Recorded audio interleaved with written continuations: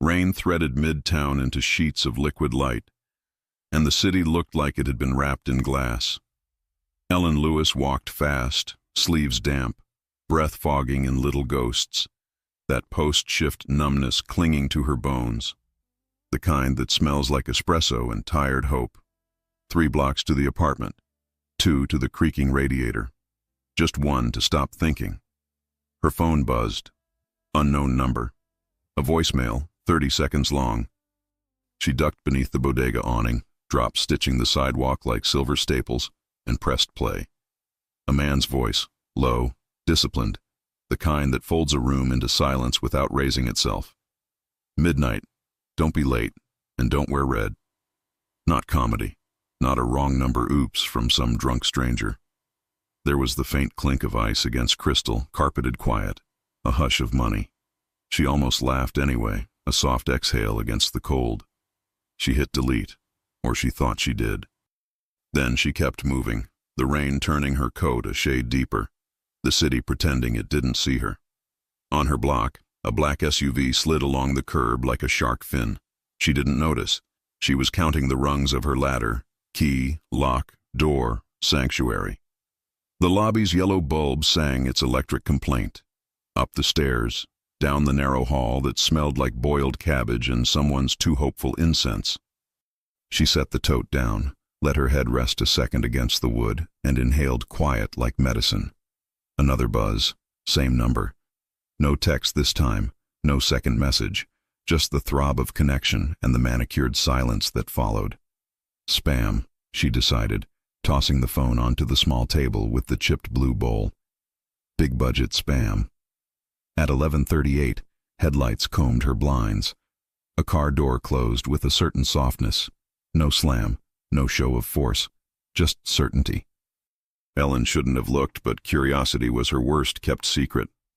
She parted the blinds with 2 fingers and froze. He was down there. Tall, dark coat, the kind of stillness that read as command in any language. He checked his watch without impatience, lifted his phone and spoke, eyes on her window as if he already knew what he would find. Another vehicle rolled up behind the first. The street exhaled men who moved in pairs, the choreography of professionals. Ellen's pulse scattered. She should have stepped away. She should have called someone. Instead, bare feet slapping at the scuffed floorboards, she unlatched the door and cracked it open. "Can I help you?" she called, voice too bright for midnight.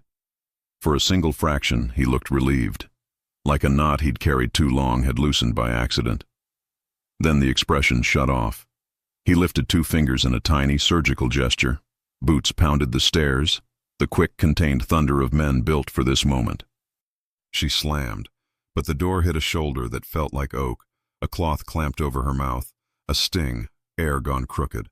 The last thing she saw was a silver ring on a gloved hand, the lion's head hammered and patient, catching a glint of the hall light as the world tipped.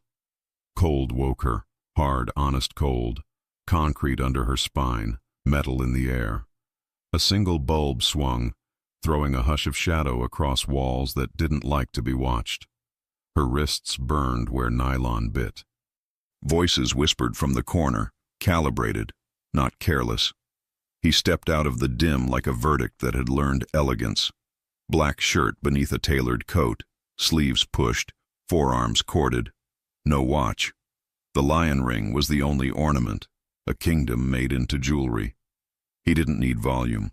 His quiet would do. "Who sent you?" he asked. "My name is Ellen." "Who sent you?"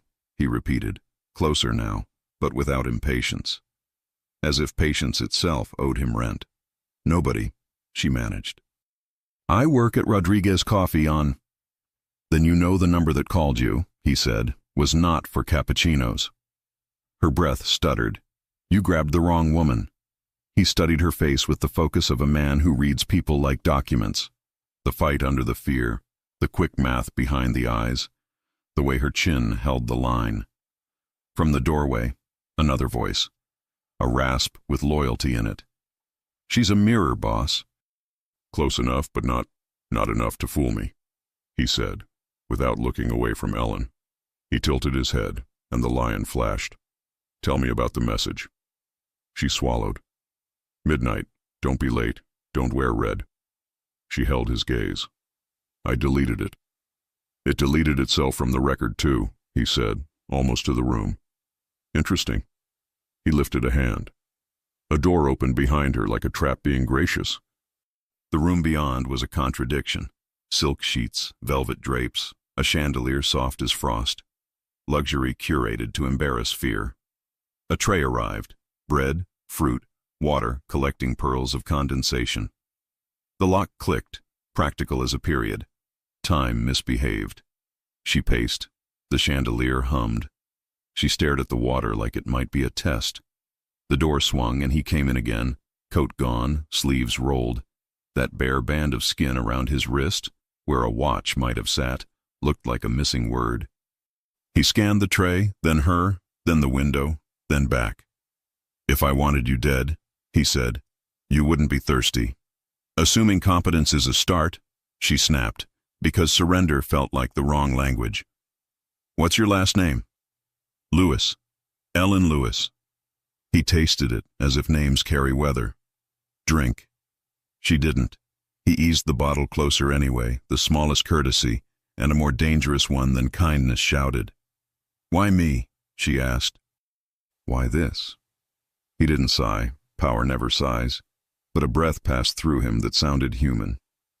Because I buried my brother, he said. Because the woman who helped make it happen looks enough like you to tempt cowards. Because you answered a call meant for a ghost. I'm sorry, she said, and meant it. The apology had no strategy in it. It made him look away for a beat, as if the floor demanded attention. We'll verify what needs verifying, he said. Until then, I'm a prisoner. You're a problem, he corrected almost gently. I keep my problems in sight. He reached the door, his hand paused on the knob. He didn't look back, but the edge of his mouth confessed an impulse to. Don't wear red. Because it reads as defiance? She asked. Because it stains. When he left, she sat on the edge of the bed and counted breaths until numbers felt like a superstition. The chandelier tore moonlight into diamonds. She imagined a hand knocking on a door that wouldn't open, a laugh in a car full of men who'd forgotten how. She imagined him as a boy and then hated that she could. Morning found the windows and made them speak. A book lay on the table that hadn't been there before. The Goldfinch. A ribbon marked a chapter about loss dressed as art, art dressed as loss. He was listening, or he was noticing. She wasn't sure which one scared her more. The second time he came, he brought a file and put it between them like a line in sand. The top photo showed a woman at a hotel bar, Ellen's hair, Ellen's jaw, another woman's temperature in the eyes. The next image captured a figure at a Soho entrance, coat flaring. Ellen owned that coat. So did half of Manhattan. Riley Trent, he said. She met one of mine and sold him out. Sold my brother out. The number linked to her last sighting kissed a tower near your cafe. Phones kiss towers for strangers every hour, Ellen said. That doesn't make me her. Near, he allowed. Near sometimes kills. He flipped to a transcript. The voicemail timestamp matched her night. A one-word text. Midnight. Sent. Unsent. The ghost of a message. Someone wants you to find Riley, Ellen said slowly. Someone wants you to find me instead. He didn't blink. Men who carry cities don't blink when truth lands. Do you take sugar in your coffee? No. What color do you mix first when you mend porcelain most people would throw away? Bone, then smoke. Good, he said, and it was unclear if he meant the answer or the person giving it. His voice lowered, less blade, more cello. My brother's name was Luca. The room changed shape, like the walls had been waiting to hear it. Ellen felt something catch behind her sternum, a slip of ache that wasn't for herself. I'm sorry, she said again, and he absorbed it like water poured on stone, taken in, slowly, invisibly. He closed the file. The paper thud was almost ceremonial. We'll see you, he said, and the pronoun we carried an army behind it. Eat. I'm not hungry. You're terrified, he said, with no cruelty. It burns calories. He left. The chandelier performed its soft, glassy breathing. She touched the book ribbon and told herself she was only passing time, not accepting gifts. Far below, the city rehearsed another storm. Another man arrived at noon, shorter, wide-shouldered, hair close to the scalp, the watchful calm of a soldier who'd learned patience by force. He set a tray down and gave Ellen the world's smallest nod. "Marco," he said, "eat. The boss thinks better when people around him don't faint." "I'm not around him," she said, then looked at the door in the hall and amended, "I guess I am." "You tried the staff stair last night," Marco added, matter of fact. Ellen felt her ears warm. "And?" "I fixed that lock myself." He let it sit a beat. "Don't try it. You don't trust me. I don't trust locks. People follow." "Is that a philosophy?" "It's how I keep men breathing," he said, including him. That night, rain came hard enough to erase edges. He returned, smelling faintly of it. He stood at the window and rested 2 fingers on the frame. It looked like habit, or prayer. "Who gave you the book?" she asked. "A housekeeper who has a daughter who reads on the subway," he said. "She's convinced fiction prevents crime." "Does it? It kept you from trying the staff stair twice." Ellen huffed a laugh. "Fair." He looked like he might say something else, something with the word Luca in it, then didn't. The silence between them wasn't empty. It was a bridge with a toll booth and no posted price. "Eat," he said. "Ritual now." She broke bread and tore it in neat halves, as if restoring it later might be required. He watched her hands, surprised to find he preferred this to the sight of a ledger balancing or a rival flinching.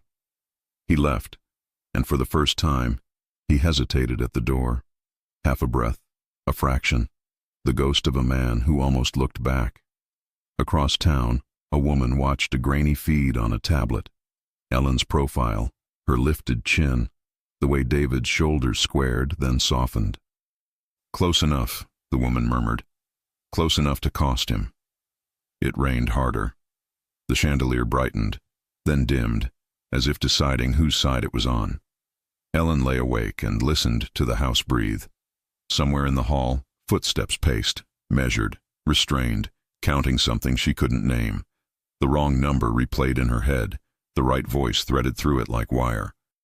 What if he believed her, truly believed her? Would that unlock the door, or lock something more permanent in its place? And if the woman in the photograph stepped through Ellen's skin to claim her face, what would it cost to take it back? She didn't have answers. She had rain. She had a lion glinting on a ring when the light turned. She had a man who seemed to pull the room around himself without trying. And she had the smallest, sharpest suspicion that the night had not mistaken her at all. Outside, headlights pooled and slid. In the dark across the street, a lens adjusted, patient, unblinking, already writing the next instruction. Midnight. Don't be late. The clock in the hall clicked once, like a trigger being taught manners. The door's lock gleamed. The city waited to see which of them would open first. By morning, the rain had traded its fury for focus, drawing fine silver lines down the glass as if the city were being measured for a suit. Ellen woke to the sound a house makes when it knows it's being watched.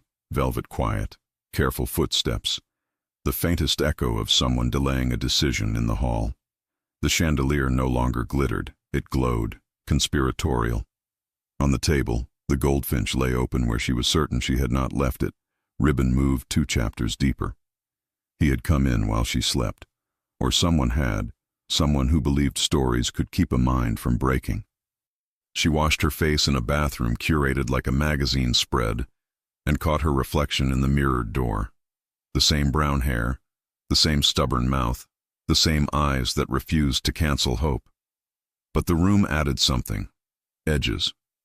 She was a softer shape set inside a hard frame. It made her look almost like the woman in the photograph and nothing like her at all. The lock clicked. She turned too fast, pulse doing the clumsy dance of a guilty party with nothing to confess. David Ranieri stepped in without hurry, coat unbuttoned, a weather front contained in a man. The lion ring picked up the light and threw it back as if the room were a courtroom and light were testimony. "Good morning, Ms. Lewis." His voice carried that unforced quiet again, the kind you hear right before a verdict. Is it? She asked.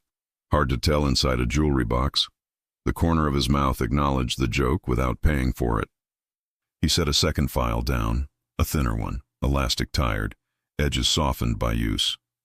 I had something pulled for you, he said, a transcript of what we found on the number that touched yours. You mean the wrong number, she said, crossing her arms, unless we've decided to rename mistakes. His eyes tracked the movement, quick, clinical in spite of himself. We'll both call it what the evidence allows us to, not what we'd prefer. Sit. She sat. He didn't. He stood off her shoulder like a map legend, close enough to read, far enough to control the terrain. He laid out call logs, a tower ping, a thin line of text messages that behaved like a heartbeat, steady, then gone, then back again with that single word, midnight. Ellen leaned in. The edge of his cologne, cedar, something clean warm, touched the air between them and left. That text never landed on my phone, she said. It landed on mine, he answered, as if the room itself were routing messages around her choices. Forwarded, then scrubbed. Which means someone wanted you to see it and wanted me to look guilty. Or, he said, wanted me to come to you instead of her. She has a name, Ellen said. Riley Trent. The pause was small. It still mattered. She has several. Her throat tightened. Who is she to you? A debt, he said, and the word arrived already paid in blood. She turned a page, letting the paper steady her hands. The second photograph was grainier, a frame from a security camera. The woman's profile did a poor imitation of Ellen's. The jaw was right, the eyes were wrong. The posture said, I always win. Ellen had never felt that certain about anything but brushes and glue.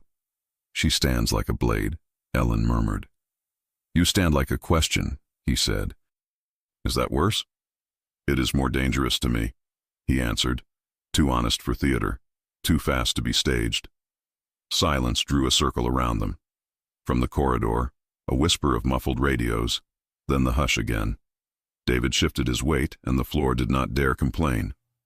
You restore broken things, he said finally, as if returning to a topic that might open a safer door. What if the original wasn't as honest as the crack? Then you decide what truth the piece deserves, she said. You match what it meant to be, not what was lazily painted after, if you're good. And are you good? I'm better when men with rings aren't judging my process. That earned her the ghost of a laugh, silent, more breath than mirth. He closed the file and slid it aside. Eat, he said, and the word had broadened since last night. Less order, more ritual. There are only so many times you can use food as a spell, she said, but the tray had found her weakness. A delicate croissant she could hear flake when she breathed near it. She broke it. The steam rose. Butter made a case. She ate. He watched without watching, gaze moving from the window to the book, to her hands and back. What did you do, she asked, before you learned how to make grown men move with 2 fingers? He tilted his head. Luca would have liked that question. He believed the origin story was not a luxury, an obligation. So indulge him, and me. I did what boys do when a city makes itself a father, he said. I ran errands for men who mistook fear for respect. I corrected their mistake. Then I learned how to own the room without raising my voice. And the ring? Was his first, David said, looking down at the lion. He said I needed a reminder to be a king where I must, and a man where I could. Which are you today? Undecided. He set the ringed hand on the chair back behind her, not touching her, close enough that she felt the temperature of the metal rather than the man. Tell me something you've never told anyone you didn't love. The question landed like a hand on skin that hadn't been touched. She found a truth small enough not to wound and large enough to matter. When I finish a restoration, I leave one flaw, she said softly. Invisible to almost everyone. So the piece remembers it survived. Survival should not have to hide, he said. Sometimes it has to keep from being broken again. This time he did look at her fully. Whatever calculation had been running behind his eyes paused. She felt seen, not scanned. It frightened her more than the van. He stepped back first, self-preservation disguised as courtesy. Marco will walk you. We'll talk again tonight. Is that a promise or a threat? Both, he said, and left the room with the air following him like a disciplined hound. Marco arrived rolling the easy weight of a man who could turn a hallway into a checkpoint by leaning on a wall. He scanned the corners, fingertips brushing the door jamb, eyes doing the quiet math of distances. Stretch your legs, he said. House rules. Left is a dead end I keep on purpose. Right has windows you'll like. Windows I'll be allowed to look through. Depends how polite you look while you're doing it. He escorted her down a corridor dressed with paintings that didn't brag about their provenance. A narrow conservatory opened like a breath, plants drinking light, rain pattering against glass that had seen better storms. Ellen stepped closer to the panes. Midtown blurred to watercolor. Taxi yellows turned soft, pedestrians ribboned to a single moving shape. Who lives in a house like this and chooses silence? She asked. A man who knows noise is a map to the door, Marco said. And who doesn't want to hand out invitations? She glanced at him. How long have you known him? Long enough to have seen him wrong, Marco said. Long enough to see him try to fix it. He tipped his chin toward the far window. Don't stand in that one. From the street it's the easiest shot. A beat. Good to know. He checked his watch. 2 minutes. For what? For me to pretend I didn't hear you pick the lock on that drawer when I stepped out. Ellen blinked. I didn't. You will want to, he said, not unkindly. Don't. Is everyone here fluent in riddles? Everyone here is fluent in regret, he said, and then the radio at his hip chirped. He listened, answered in 2 syllables, and eased back into stillness. You're fine, he added. He told me to make sure you saw the rain from the good window. That way you wouldn't hate him for the bad ones. She turned back to the glass before her mouth decided to betray her gratitude. Outside, a black car idled 1 block down. Nothing suspicious about a car in the rain. Everything suspicious about the way the driver never checked his phone. Friend of yours? She asked. Not one of mine, Marco said. Don't wave. I wasn't going to. You were thinking it. She was. The thought went quiet. The car eased away as if the street itself had let go. Back in the room, the goldfinch waited like a conspirator. Ellen read 4 pages without understanding a single line, then read them again and absorbed too much. Art is a hostage who teaches its captor how to be gentle. She closed the book and breathed through the irony. The door opened at dusk and the light framed him for a fraction, a silhouette that made the room remember which way was down. He'd shed the coat. The sleeves were rolled the same way, a ritual of readiness. The lion ring flashed. The bare wrist below it looked more like a vulnerability now than an absence. Walk with me, he said. She raised her brows. Aren't I supposed to stay where you can see me? I just changed where that is. He took her through rooms the house had not shown her, past a piano with its lid closed as if asleep, through a library that smelled like unspooled afternoons, down a short staircase into a hallway that felt older than the rest. Here the decorative plaster thinned. The floorboards told the truth in creaks. My mother liked this part, he said, surprising himself with the sentence as much as her. It reminded her of the first apartment. Nothing to pretend to be, everything to become. You keep it like this for her. I keep it like this because houses should remember who they were before they learned manners. He keyed a door and a small room opened. No chandelier here, just a lamp with a linen shade, a table, 2 chairs, a view of a courtyard where rain collected in the mouth of a stone basin. Interrogation, she said, half smile, half brace. Conversation, he said. I'm testing whether I can do it. They sat. The quiet here felt different, less curated, more earned. He poured water, set the glass within reach without touching her hand, and somehow the absence of contact hummed louder than touch. You didn't ask me why I brought the book, he said.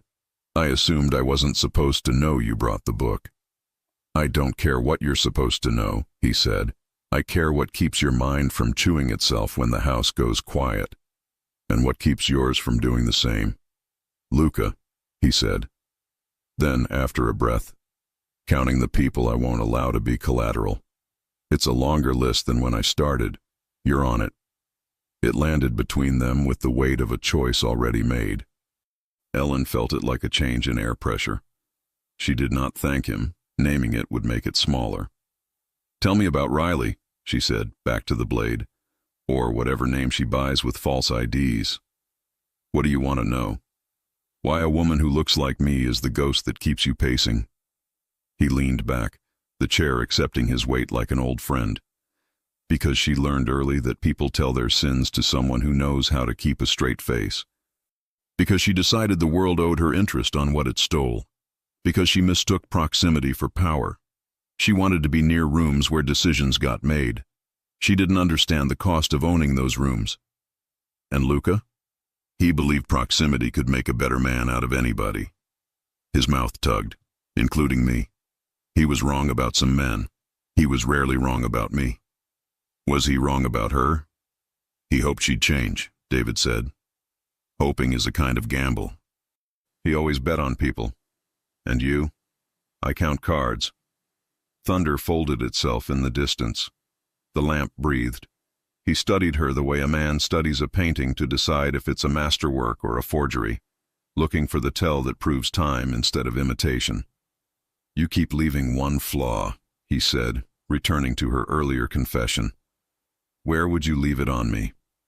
It was reckless, the way her answer pressed against her teeth and still came out. Not on you, she said. In you. Something only you would feel when you reached for it. A reminder you survived, not a banner you fly. I don't fly banners, he said. You wear one on your hand, she said, glancing at the lion. He looked at the ring, then at her. Touché. Another silence, the good kind. He stood, suddenly, before she could turn pulse into composure, and the chair grazed the floor like a warning. Tomorrow, he said, we'll stop pretending this is only about phones and photos. You'll dine with me. Dinner, she said, aware of how the word dragged an old life behind it. In your ballroom of knives and forks?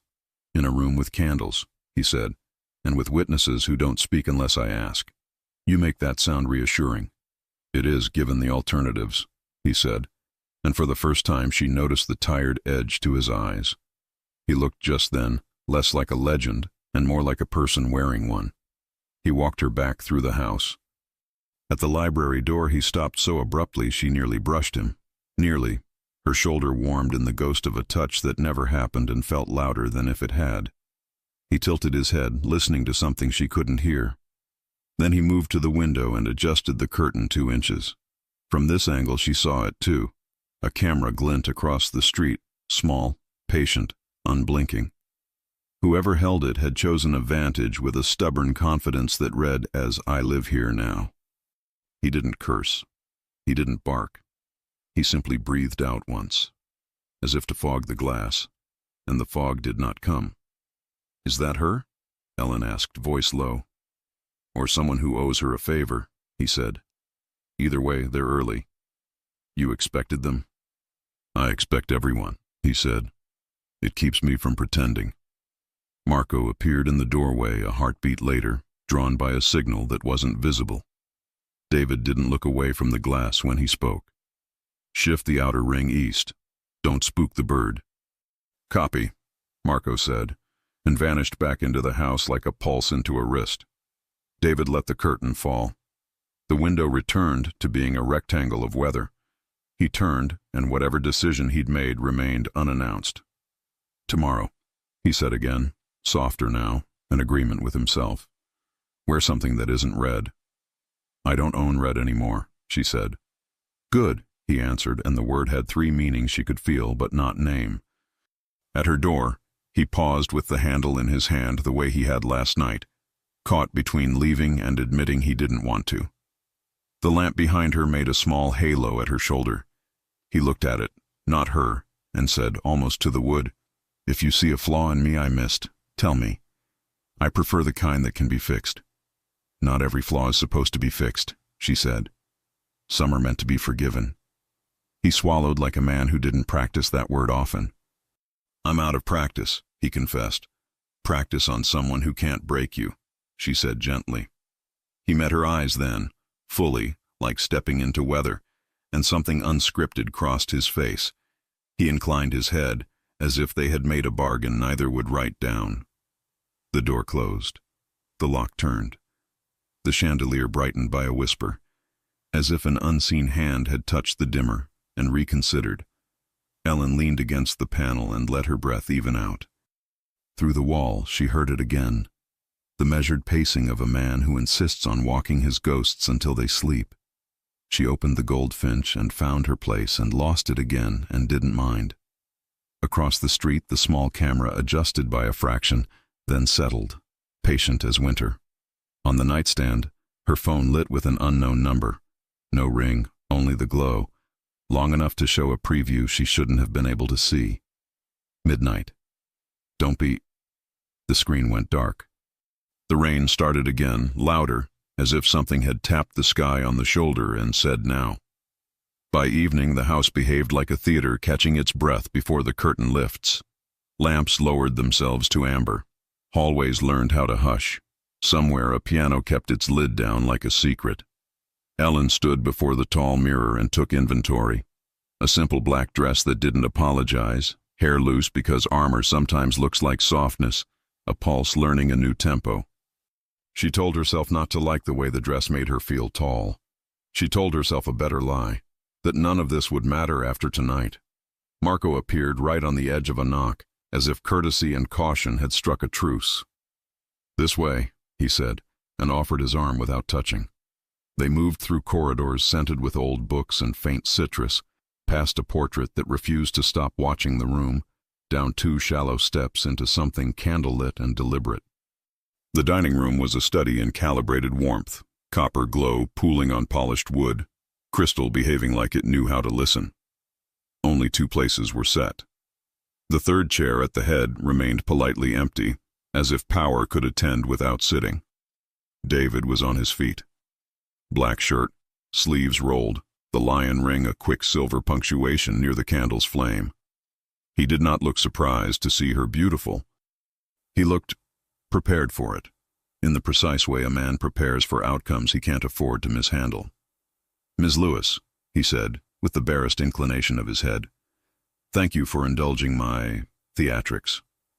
"Dinner is not theatrics," she said, taking her seat. "It's a negotiation with hunger." "Then let's negotiate," he answered, sitting opposite.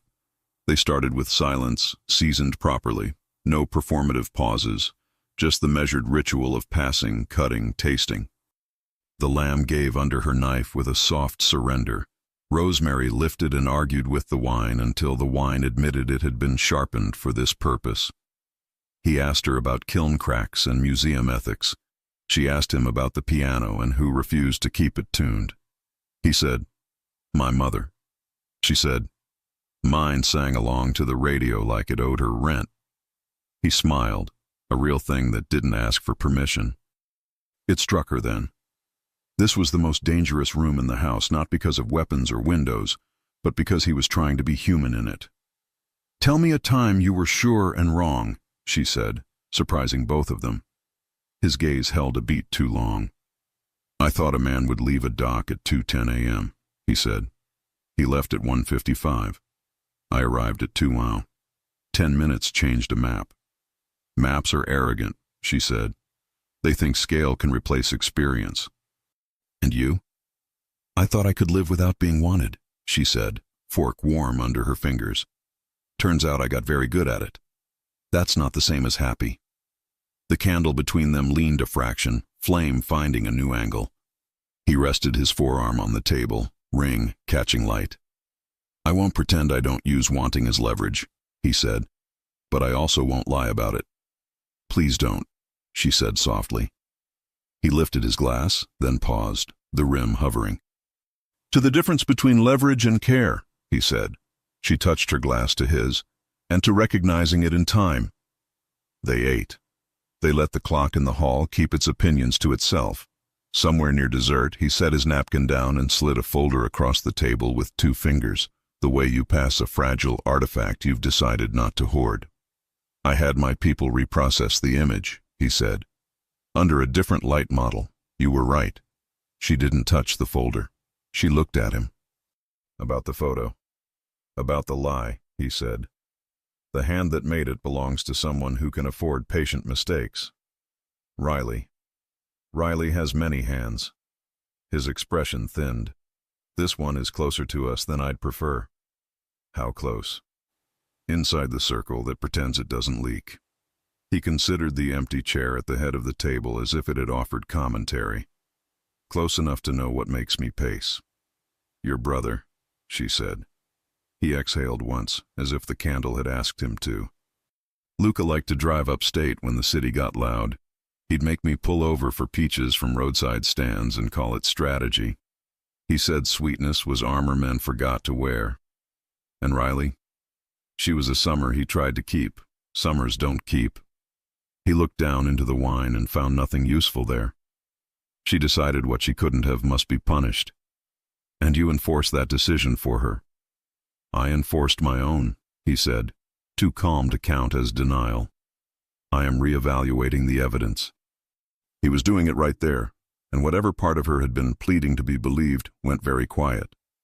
He might still be dangerous, but now the danger felt like gravity rather than a blade. Why tell me? She asked. Because I prefer you armed with facts, not fantasies, he said. And because if I'm wrong about you, you'll weaponize either. Her laugh came out shaped like disbelief and gratitude. I would. Good. He rose, hand ghosting the back of his chair. Walk.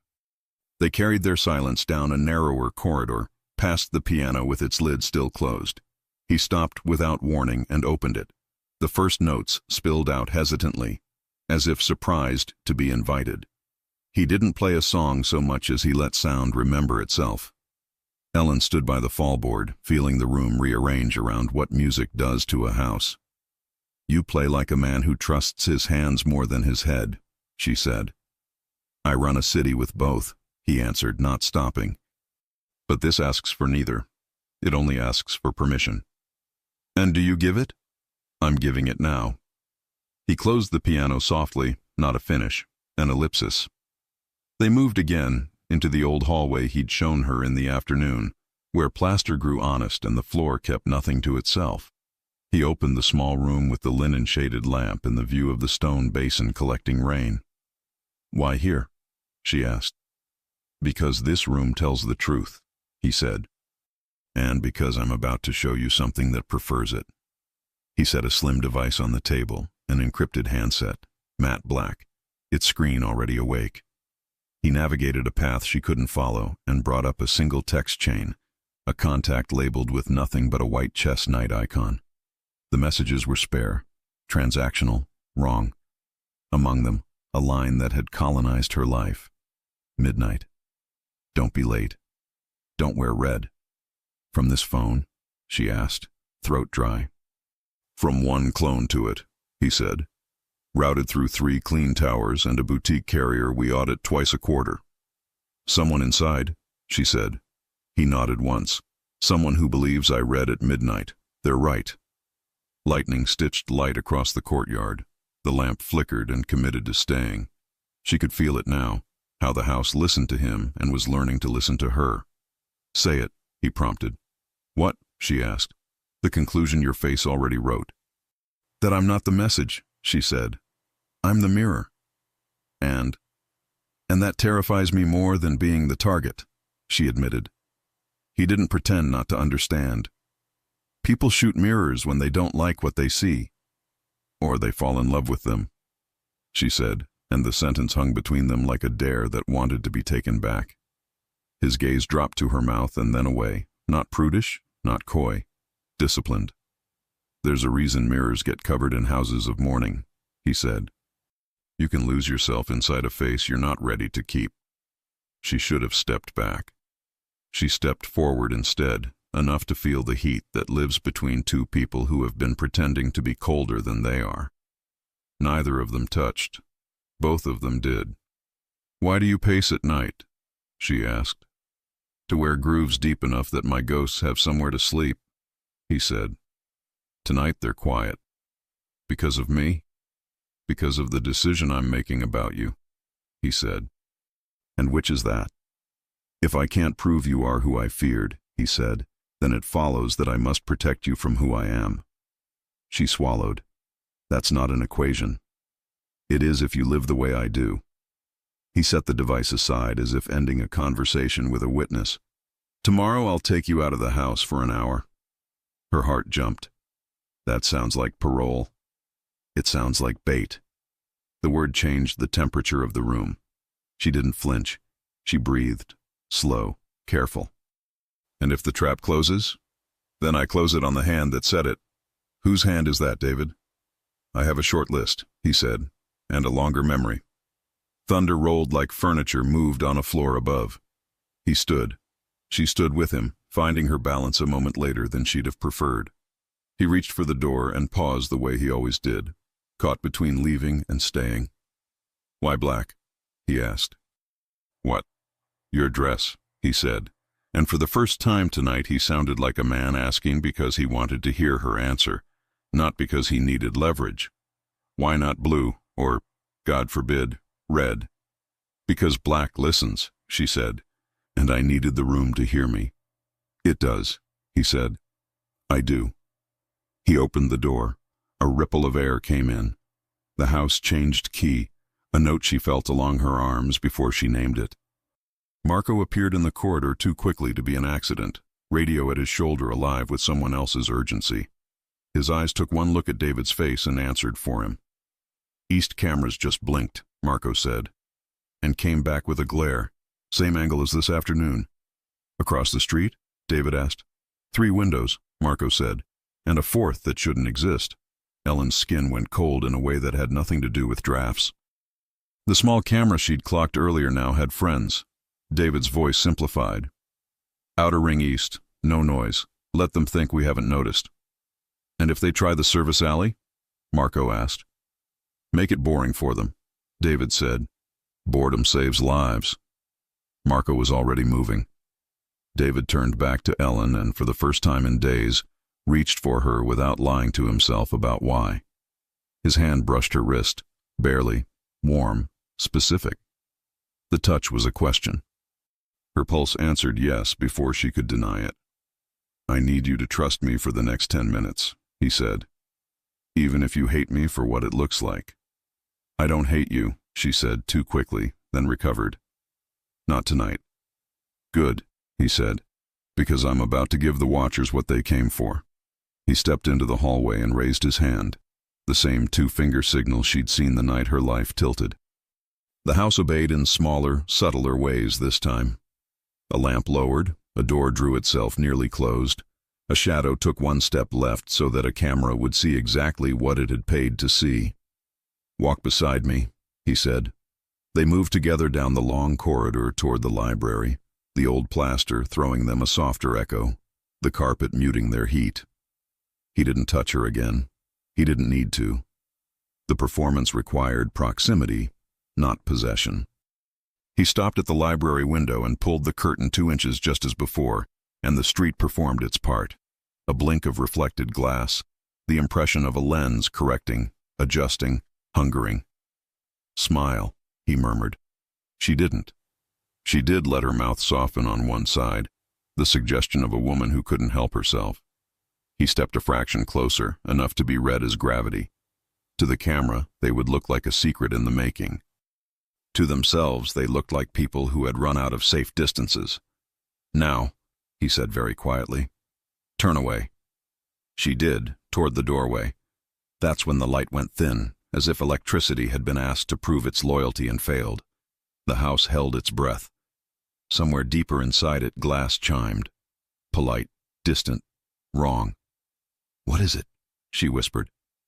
Their second move, he said, and the calm in his voice came from practice, not peace. He took her hand properly now, no apology, and the contact anchored everything the dimness was trying to take. 2 rooms away, a door they hadn't used tonight gave up to a lockpick with an expensive education. Marco's radio snapped to a higher register.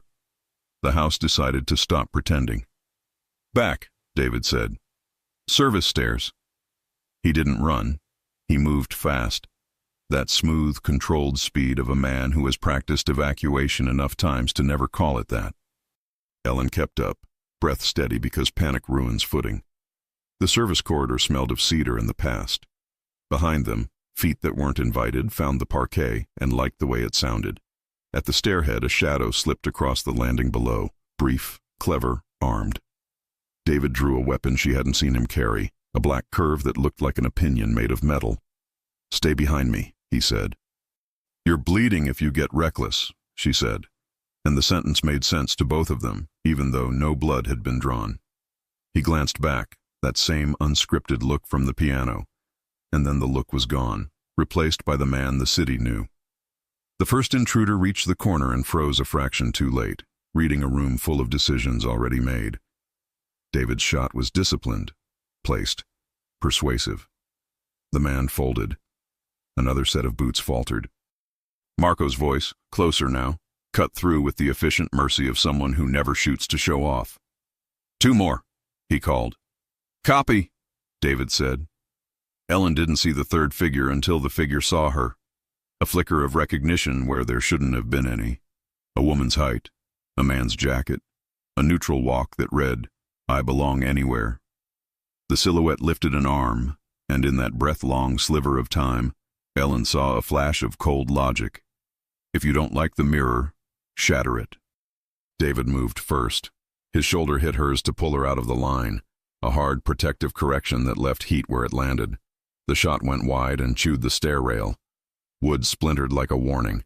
"Back," he snapped, and she did, because trust, once chosen, prefers not to waste time asking for reasons.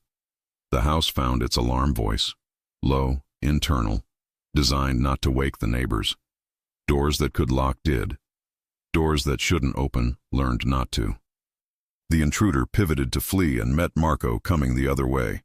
Something quiet and painful happened that didn't require a bullet. The body fell without spectacle. "Clear," Marco said, breathing like a man who respects oxygen enough not to squander it.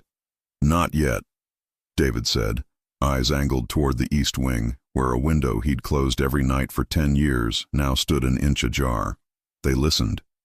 The rain had returned, a tight, hard stitch now, not the drape it had been. In the distance, a second car turned over its engine and left before anyone asked it a question. Ellen realized she was still holding David's hand. He realized it too. Neither of them let go. "Who was she?" Ellen asked. "A reminder," he said, "that the mirror still wants to break." He looked down at their hands, then up at her, the calculation back and something warmer under it. "You're coming with me," he said. "Now." "Where?" "Somewhere they didn't map." "Bait?" she asked. "Grace," he said. "And cost." The light stuttered once, then steadied, as if the house had decided to be brave. Marco checked the bodies with the brisk courtesy of a man confirming sleep. Sirens began to test the far edge of the block, growing, deciding, choosing. 10 minutes, David said to Marco. Then the usual theater, and a favor. Marco nodded. Name it. Tell the street a story they'll like better than the truth. Always do, Marco said, and flicked his eyes to Ellen with something almost like a smile. You okay? I will be, she said, surprising herself with how certain it sounded. David led her toward the back, through the old hallway, past the room with the linen lamp, into the service passage where the walls remembered how to keep quiet. He keyed a door that looked like paneling and opened onto black air, and the suggestion of a metal stair vanishing down to a private alley. Still trust me? He asked. She looked at his hand holding the knob, the lion glinting, the veins at his wrist a steady map. She stepped through the doorway into the dark, brushed his shoulder as she passed, and let her answer be the way she didn't hesitate. The door closed behind them, and the night lifted its face, rain stippling their skin with small, insistent promises. Somewhere across the street, a camera lens lost them and did not forgive the gap. In the emptied stairwell above, the linen-shaded lamp kept burning, patient, as if it knew exactly where they were going and how much it would cost to get there, and as if the city, for once, might be late to catch up. Rain stitched the alley into a veil, and the metal stairs took their weight without complaint. David moved first, the lion ring a quick comet whenever a stray street lamp found it. Ellen a breath behind, her palms skimming the cold rail to keep balance. The air bit like coin. Somewhere, a siren tested the neighborhood and decided it wasn't hungry yet. "Mind the last step," he said softly. She did. The pavement met them with the slick indifference of midnight. A side gate yielded to a key she didn't see him turn. They were in a narrow passage that smelled of wet brick and old rosemary. Beyond it, a private courtyard held its breath. Potted laurels, a bench the color of old smoke, a single security light that refused to gossip. "Here?" she asked. "Here for 30 seconds, he said. "Then we ghost another block." "Why not now?" "Because they expect now." He angled his body to take the wind, to take anything the alley threw, and only then glanced at her face as if checking a map he meant to keep. Rain had crystallized on her lashes. He lifted a hand, slowly enough to telegraph the gesture past all alarms, and brushed a single drop away with the knuckle of his index finger. It should have been nothing. It wasn't. The touch was precise and unhurried, a correction he could have left to gravity and chose, instead, to make. "You're shaking," he said. "Adrenaline has opinions," she managed. "So do I," he answered. And for a heartbeat, it wasn't a quip. It was a vow he hadn't phrased yet. Footsteps skated somewhere on the street. He pivoted, still between her and sound, reading angles the way she read cracks. The steps faded. The rain redoubled. 30 seconds passed and refused to end. "David," she said quietly, "if this is bait—" "It is," he said, and the honesty steadied more than any lie could. "But not for you." "Then for whom?" "The part of me that believes grace is weakness," he said, "and the people who bet on that belief." He checked the gate again, then pointed at a shadowed break in the laurels, thin as a slit in an envelope. "Through there." The slit opened to a service lane so narrow the buildings had to exhale to let them past. They moved sideways, shoulders nearly touching, breath fogging in twin ghosts. At the lane's end, a door waited under a rusted awning, anonymous, dented, paint-tired. He pressed a palm to the plate, entered a code, and the lock clicked like a secret approving itself. Inside, a short corridor, bare bulbs, a stair like a spine. The place smelled of old lumber and stubborn soap. On the second landing he paused, listening with his whole body, then led her into a room a fraction bigger than the memory of one, utility sink, 2 chairs, a radiator negotiating with itself, a first aid box with a cross so red it seemed sarcastic. "We won't be long," he said, but long enough to stop shaking. He shrugged off his jacket. The shirt beneath was dark and damp, sleeves rolled to the unforgiving middle of his forearms. She saw a smear high on his ribs, not a wound. Old paint? Dust? Tonight had left its fingerprints. He reached for the box and she reached faster. "Let me," she said. He stilled, a rare thing for a man who lives in forward motion. After a beat, he nodded and sat. His knees were too close to both the chair and the past. She opened the kit, found gauze, found rubbing alcohol, found that her hands had stopped trembling the moment she had a job. "Tell me if it stings," she said. "It always does." She dabbed at the smear, dust, not blood. Relief made her incautious. Her fingers, already there, slid along his side anyway, cataloging heat and muscle and a question she was trying not to write. He inhaled. The sound wasn't pain. It was a door easing open. "Sorry," she said. "For what?" "For touching you like I know where to put my hands." He looked up, and whatever calculation was programmed to appear in those eyes arrived late and wrong. Something else had taken its place. Something simple, human, defenseless in a way that made her ache where she didn't know she had room. "Ellen," he said, and it was the first time he'd said her name like the solution instead of the problem. They were too close for pretending. The room made them honest by making them small. He reached up, slow again, always slow when it counted, and tucked a strand of hair behind her ear. His knuckles grazed her cheek. There was no performance in it. Only attention, only consent offered without words and asked for in the same language. "If I kiss you," he said, voice lower than the rain. It won't be strategy. She should have made a joke, deflected with something about leverage or maps. Instead, she nodded once, and the once carried a lifetime. He didn't rush. He closed the inches like a man crossing a border he planned to respect. When his mouth found hers, it was not the aggressive claim of headlines. It was a careful beginning that forgot to be careful in the second breath. Warmth first, then hunger. The kind of kiss that asks, "Are you here?" and hears yes in the way the other person answers. She leaned in, a hand at his jaw, thumb touching the rough edge of stubble as if to memorize it. He cupped the back of her neck like a question he finally knew how to hold. The radiator knocked once, approving or jealous. The room tilted toward them. He deepened the kiss in a way that said, "This is real and I'm not hiding from it." She rose onto her toes to meet him, and for a few reckless seconds the world outside reduced to weather and men who would never understand this softness as strength. He broke first, not away, just far enough to look. Foreheads touched. Breath traded. Up this close, his eyes weren't darkness. They were midnight blue, the kind you see only when you stay. "I'm going to regret stopping," he said. "Then don't," she whispered, the honesty tasting like relief. A floorboard outside answered for them. The sound was faint and wrong, the skitter of weight distributed by someone who wasn't allowed to be there. His head turned. Hers followed.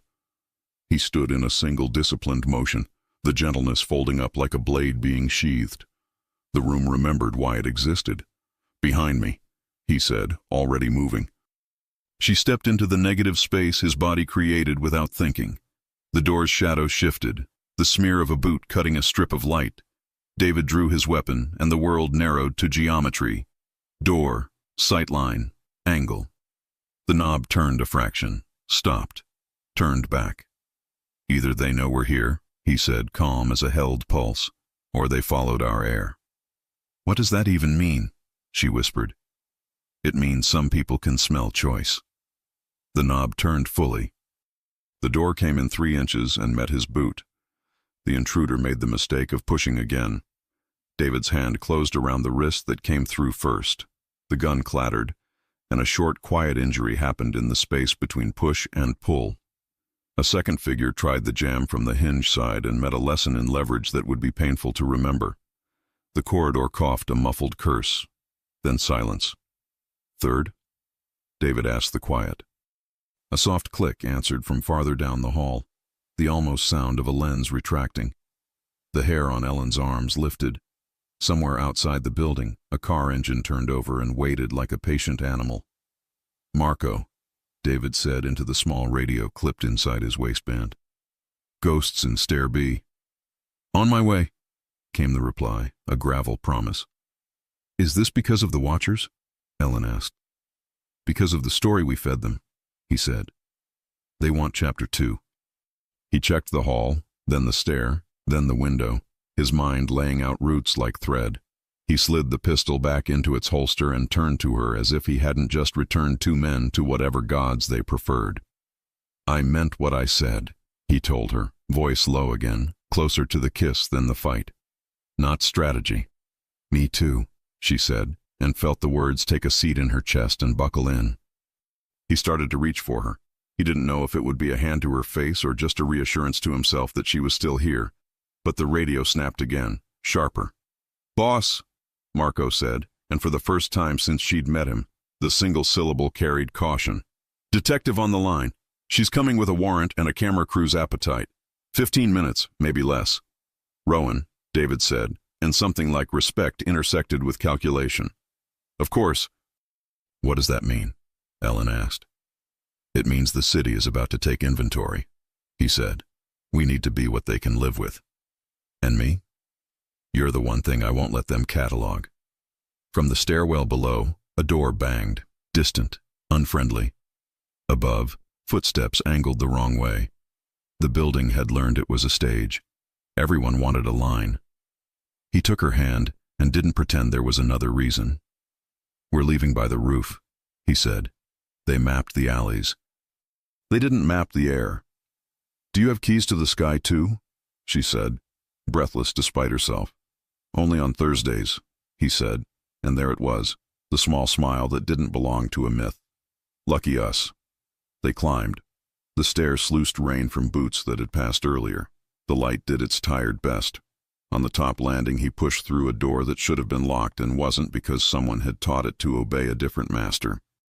The roof was a slick plane studded with vents and a greenhouse half asleep. Wind lifted Ellen's hair and tossed it like a dare. The city unfurled in wet neon and black glass. He led her to the greenhouse and keyed another code. Inside, the air was soft and damp, smelling of basil and dirt and the kind of patience that grows things for their own sake. Strings of low lights ran along the rafters. Tomato vines leaned against twine like drunks confessing.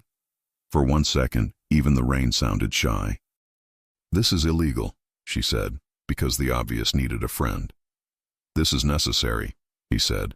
"I owe a woman tomatoes every summer I can manage it." "Lucia," she guessed, and the way his eyes warmed told her the guess was kind. He pulled a tarp aside and revealed a hatch that even the greenhouse had tried to forget. "This drops 2 buildings over," he said. "We can outrun cameras and decency from there." She laughed once, a bright note in the leaf smell. "You practice that line?" "I prefer truth when lying is harder," he said. The rain hit the glass and went flat, 1,000 little hands asking to be let in. He hesitated just long enough to be human and not long enough to be foolish. His eyes flicked to her mouth. 1 beat, undeniable.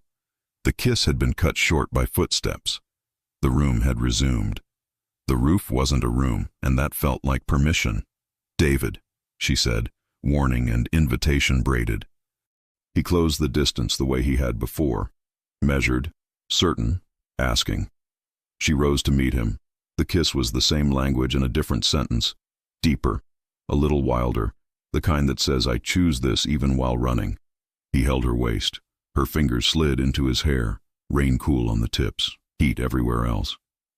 He tasted like resolve and something sweeter he hadn't admitted to owning. The interruption came like a snapped string. A dull thud traveled up through the greenhouse ribs from the hatch he'd just revealed. Metal against ladder, then the scrape of a shoe trying to be quiet and failing. David pulled back, breath ragged, eyes clearing to a harder blue. "They're early," he said. "Or lucky," she breathed. "Luck is a kind of preparation," he answered, already moving. He grabbed the edge of the tarp and let it fall back over the hatch. The lights went to a hush at the press of his thumb on a switch she hadn't seen. The greenhouse became a dark shape on a darker rooftop. Their breathing sounded like confession. Below, the ladder creaked again. A hand, gloved, careful, pushed at the hatch from underneath. It didn't give. The latch was locked now. Someone tested it with the patience of a person who believes locks are merely suggestions. "Options," she whispered. 3, he said. "Fight here and ruin the basil. Flee across the south parapet and pray no one below looks up. Or let them think we vanished and be ghosts for as long as it takes."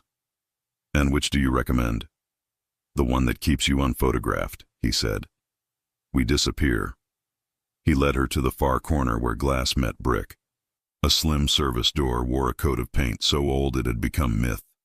He slid a pin from his pocket, no bigger than a promise, and teased the lock until it sighed. Cold air rose from the shaft beyond. "Ladder," he said. 15 feet. I'll go first. If I fall, I'm fine." "That's not how falling works," she said. "With me it is." He dropped into dark like he trusted it. She counted 2 breaths, then followed. The ladder rattled and her body answered with memory, hands on rungs, sneaker on rung, the honest math of descent. He reached, found her ankle lightly, guided her left where the metal wavered. At the bottom, his hands found her waist, not to claim, but to steady. The contact lit up the places the kiss had mapped. Above, the greenhouse hatch rattled again, harder. A voice cursed in a language built for sharp corners. The sound of a radio, a hiss of impatience, then silence. They moved through the belly of the building. A throat-narrow passage, a door that exhaled when it opened, a storage room full of forgotten chairs waiting to be useful again. He kept her close but not caged. When she tripped on a roll of carpet, he caught her by the wrist. and for a second the world toggled back to the utility room, the taste of him, the permission. It almost started again. The corridor ended at a metal door with peeling paint. He pressed his ear to it. Street murmur. Tires. No feet. He looked at her, the question in his palm. She nodded. He opened. Ere the temperature of consequence met them. Across the way, a news van prowled like a shark without a fin. 2 blocks left, lights flared blue-white and then softened, a predator looking in the wrong pond. "Rowan," he said. "On time for once." "She'll find the wrong door," Ellen said. "She always does first," he answered, a flick of fondness he'd deny later. They stepped out and down into shadow, then along a wall that knew how to keep secrets. The city stretched ahead, oblivious and interested, rain polishing it into something worth wanting. They made the corner. Another. A third. The block changed faces and forgot their names. "Where now?" she asked. "A place with worse coffee and better exits," he said. "And after that?" "After that, we hunt the hand that set this in motion," he said. "And we stop pretending you're anything but the person I refuse to lose." He didn't look at her when he said it. He looked at the street like it might argue. It didn't. They crossed under an awning and the rain softened to a mist that made everything nearer. She let herself look at him, really look, the jaw he clenched when he was about to be careful, the mouth that had kissed her like choice and not accident, the eyes that could be both steel and water depending on the light. "David," she said. He turned. "We won't get to finish that," she said, meaning the kiss, the sentence, the version of them that had room to breathe. "We will," he said, with a certainty that didn't bluff. "Just not on rooftops." A car door thunked somewhere to their right, a shape detaching from shadow. He moved without touching her and still put his body between. The car idled, then rolled, then passed, 2 silhouettes inside rehearsing someone else's scene. They walked. The city pretended not to watch and failed. They reached a metal gate, slipped through, descended a short flight to a door painted the anxious blue of old diners. He knocked twice, then once, then twice. The door opened a crack, and an older woman with a dish towel over one shoulder said, "You're late." "I brought trouble," David said. "You always do," she said, and swung the door wider. They stepped into heat and onions and the shelter of a place that had decided long ago to be generous. Behind them, rain washed the street clean of footprints nobody would see. Above them, on a roof that now held only basil, the hatch lifted, too late, and a gloved hand gripped empty air. And on a different roof, 2 blocks away, a camera lens shortened, adjusted, and found nothing but glass beaded with weather and the ghost of 2 people who had been there and now were not, leaving only the echo of a kiss and the certainty that interruption is not the same thing as ending. By dawn, the diner smelled like butter and plans. Steam fogged the front window into a milky privacy. The bell above the door clicked each time a delivery man came in, shrugged, and left again without looking twice. Ellen sat at the far booth beneath a humming neon clock, fingers around a chipped mug like it was a small furnace. David sat opposite, coat off, sleeves rolled, that bare wrist a quiet target the room decided not to aim at. The older woman, Nona to some people who weren't related, set down plates and a dish rag laced warning. "Eat. People make worse choices empty." "She's right," David said. Ellen cut into eggs that steamed like a city grate. "You brought me to a church." "It makes better coffee than most," he said. "And it has exits God forgot to count." Marco slid into the booth beside David as if the vinyl had been waiting for him. A damp map hit the table, corners pinned with salt shakers. He circled streets with a blunt finger. East cameras caught 3 faces from last night. Outsiders. But someone opened a door for them. "Inside," Ellen said. "Inside," David agreed. He tapped the map where a tiny X hid in the grid. "We flush them here." Nona refilled cups with the solemnity of a sacrament. "You flush them after you eat." She leaned to Ellen. "He forgets. Men do." Ellen smiled despite the dread that had learned her name. Across the window someone's reflection paused, too still for a passerby, too deliberate for a stray glance. The bell didn't ring. The reflection moved on. "Why here?" she asked softly. "Why show me this part of your world?" "Because you keep me human in rooms that would eat it," he said. "Plain, unornamented, dangerous." The door chimed. Detective Rowan Hale arrived with rain in her hair and an expression that said she'd walked into worse. She scanned, clocked the exits, and claimed a stool instead of the booth offered. "Nona," she said. As always, Rowan's coffee arrived without having been asked for.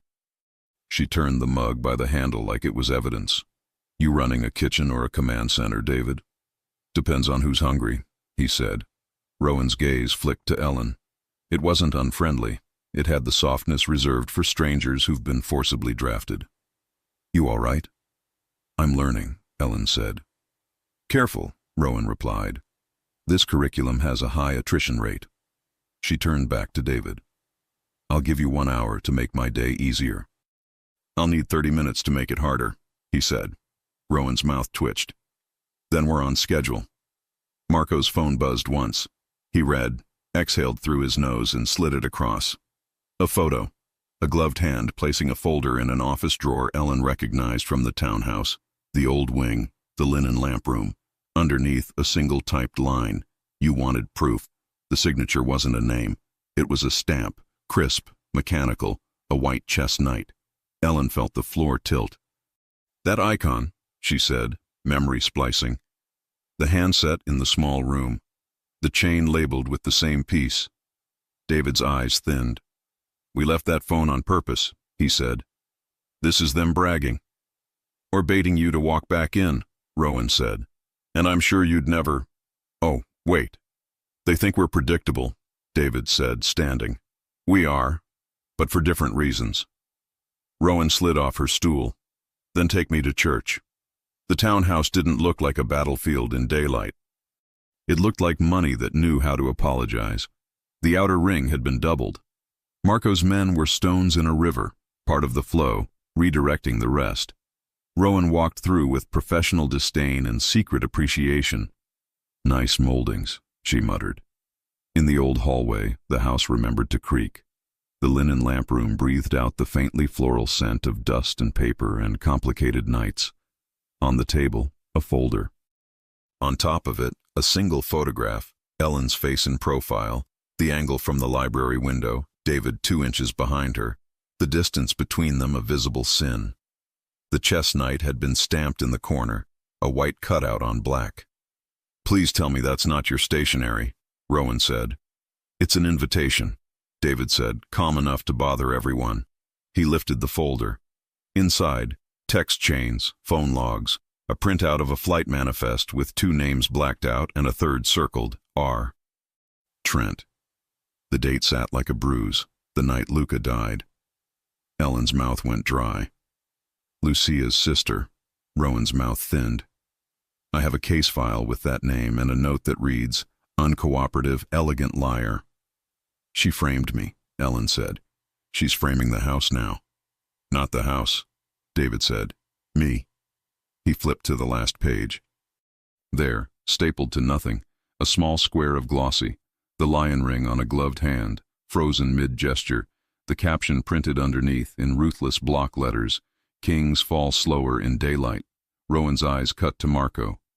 "We found a version of that note last week," Marco said. "Across the street." "This one's closer," David said. A soft click. A door that hadn't been opened in 10 years settled on its hinges. Marco's hand went to his sidearm. David didn't move. He stared at the mirror above the mantel. "Come out," he said to the room that wasn't empty. The mirror swung inward on a pivot hidden so cleanly even the house had forgotten it could do that. A man stepped out first. Thin, careful, the kind of careful that comes from a life of not wanting to be caught on camera. Behind him, a woman with the posture of a person who had always been looked at and had learned to weaponize it. Riley Trent wore her hair wrong for Ellen and exactly right for herself. She smiled at David as if she were greeting a guest at a party thrown in his honor on his own estate. "You redecorated," she said, glancing at the lamp. "Tastes change." "So do aliases," Rowan said. "Pistol already up, badge already out." Riley barely looked at the gun. "Detective?" You're here to write the ending? On a good day, Rowan said. Today I'll settle for a middle. Riley walked a slow circle like a dancer who'd been told this was her solo. Do you remember, David, the first night upstairs? Luca laughing 2 rooms over because you were trying to argue with a metronome. He said you'd always prefer precision to rhythm. You made sure he had neither, David said. Oh, I? Riley's smile sharpened. No, I only suggested the room. She pointed to the folder. Evidence ages better in daylight. And your handwriting ages like a stamp, Marco said. She wrinkled her nose at him. Luca's shepherd. Her gaze slid to Ellen. And the shadow. I should thank you. I haven't seen him this off balance in years. Ellen met her stare and didn't blink. You altered my face to fit your story. You fit yourself, Riley said. I just gave the mirror a frame. Rowan stepped half a pace forward. You're under arrest. For what? Riley asked. Buying nice paper? For moving men like pieces, Rowan said. For moving this one, she nodded at the thin man. Like a piece he doesn't know how to be. The thin man looked at the floor. His hands were clean in the way that comes from washing guilt off. David's phone vibrated once. He ignored it. Riley's eyes flicked to the movement and back, cataloging. Still midnight on your mind? Still summer on yours, he said. The room held too much power and not enough space. The walls had learned to listen. In that listening, Ellen heard something she hadn't noticed before. The faint scratch of a fan behind the mirror. Air flowed in and out of the passageway. Riley hadn't come alone. The mirror was a door and a throat. Marco, Ellen said, barely moving her mouth. Behind. He had already heard it. I know. Riley tilted her head. Smart girl. I'm tired of being your ghost, Ellen said. Riley's smile lost patience. Then stop haunting him. David took 1 step forward and the house took the step with him. You used my brother to make a point, he said, voice flat and unadorned. You used me to underline it. I used you to finish a sentence, she said, not bothering to deny. I'm writing a better story. For whom? He asked. For the person who deserved the ending and didn't get it. Yourself, Lucia said from the doorway, voice breaking and iron at once. Everyone turned. Lucia stood there like grief had made her a new spine. She looked at Riley the way family looks at a mirror that insists on lying. You don't get to borrow his name to make yourself important, Lucia said. You don't get to borrow mine.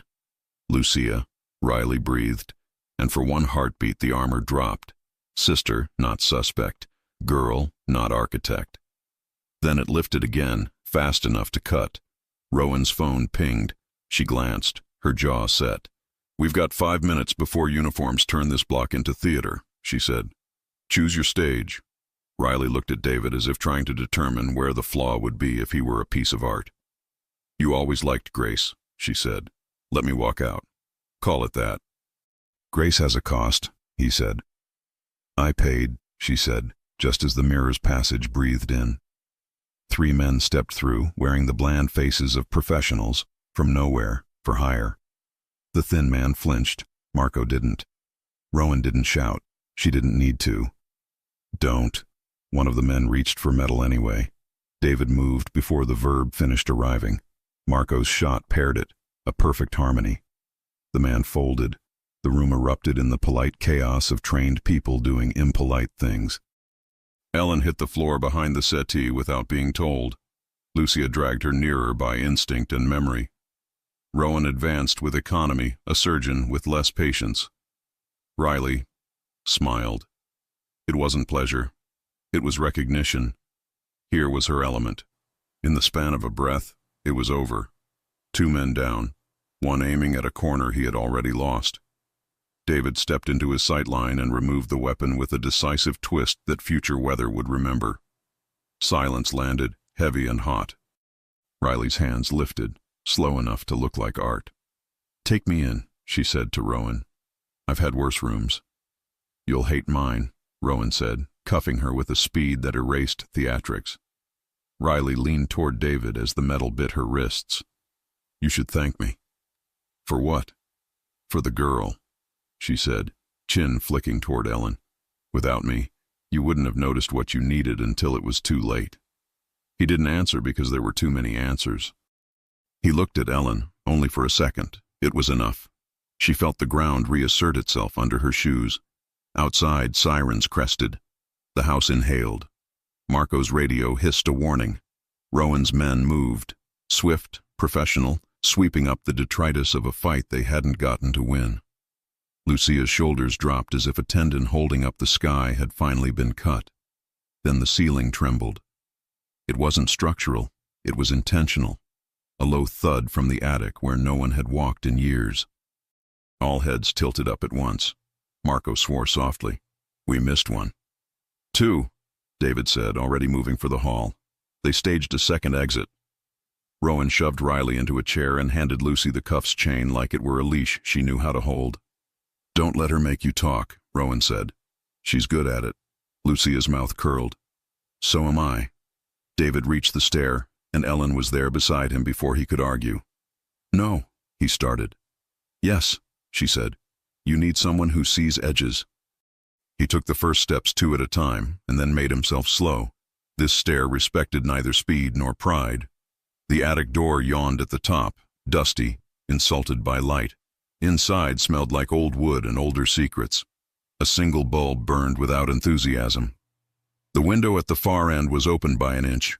Rain ticked the ledge. David stopped.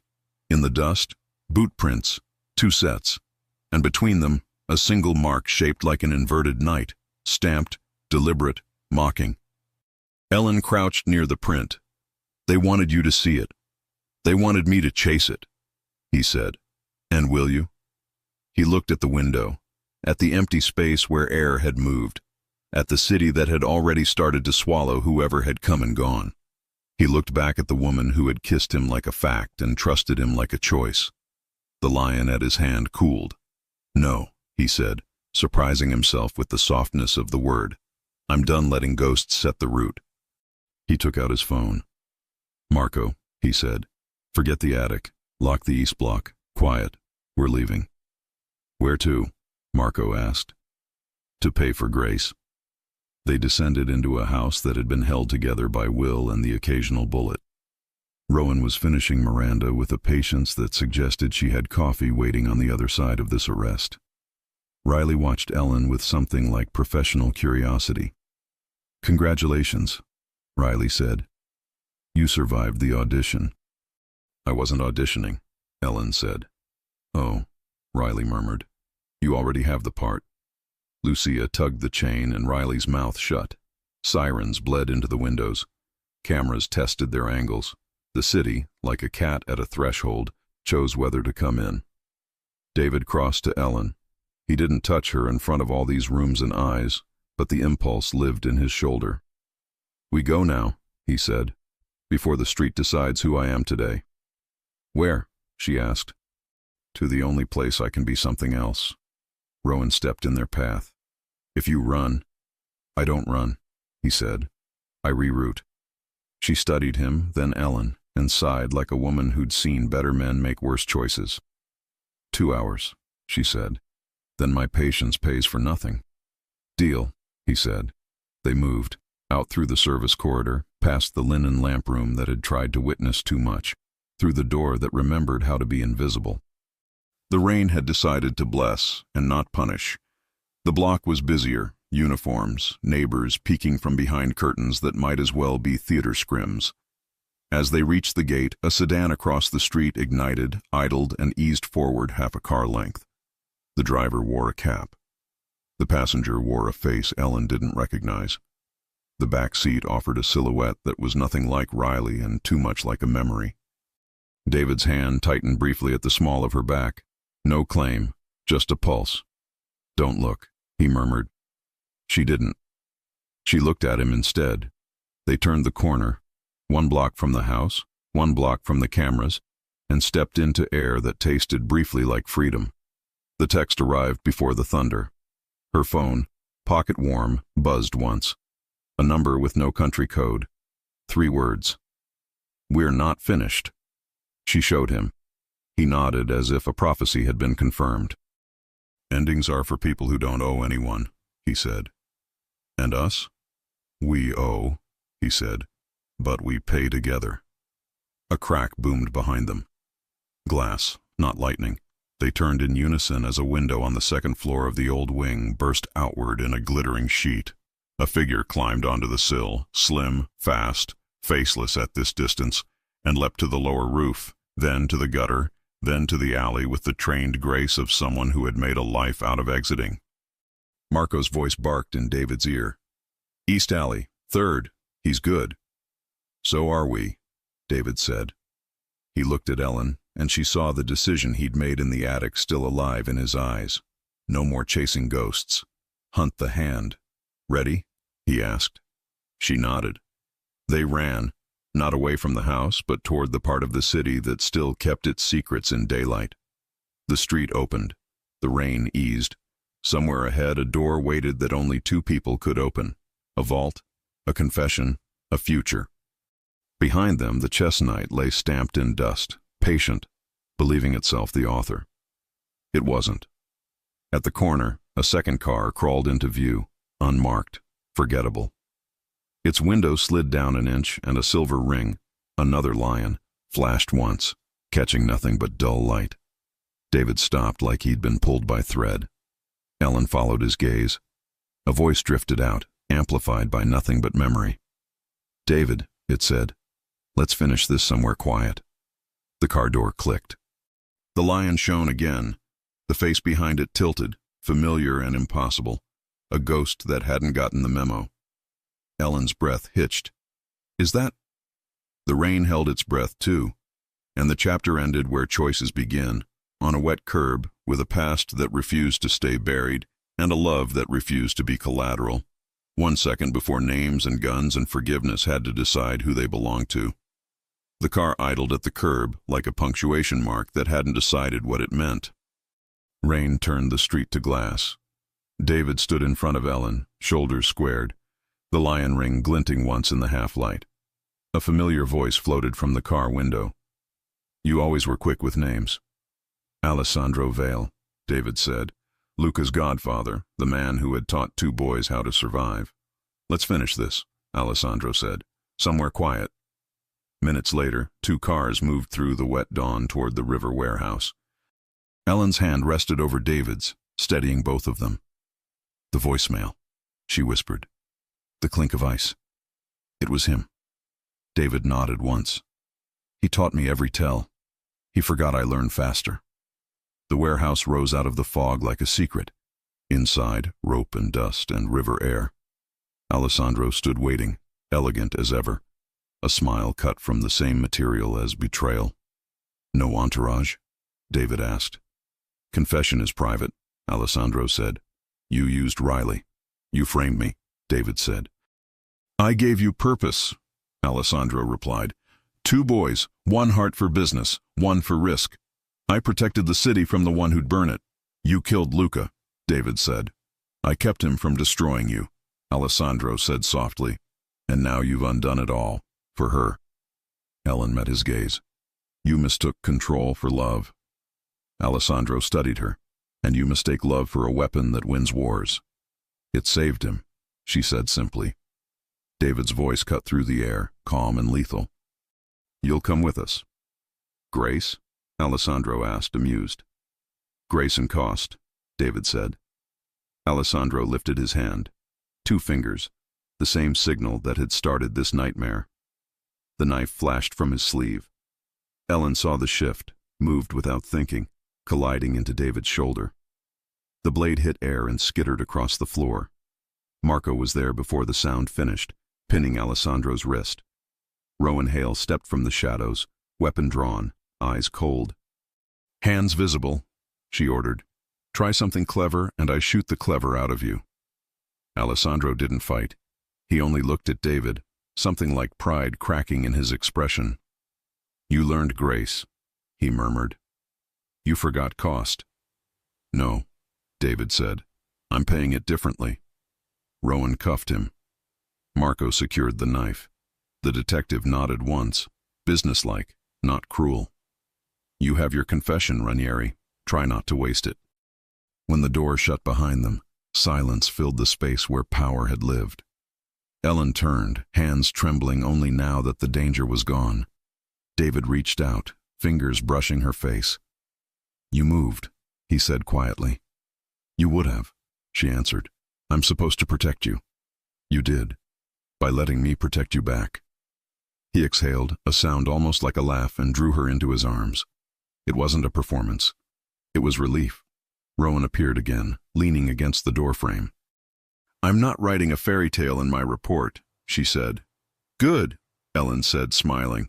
"But I might mention a woman who recognized a voice and a man who finally chose to listen." She turned to go. "You've got 2 hours before I start asking questions I don't want answers to." They walked by the river as the morning light bled through the mist. The city exhaled around them, ordinary again. "Where now?" Ellen asked. "To the house," David said.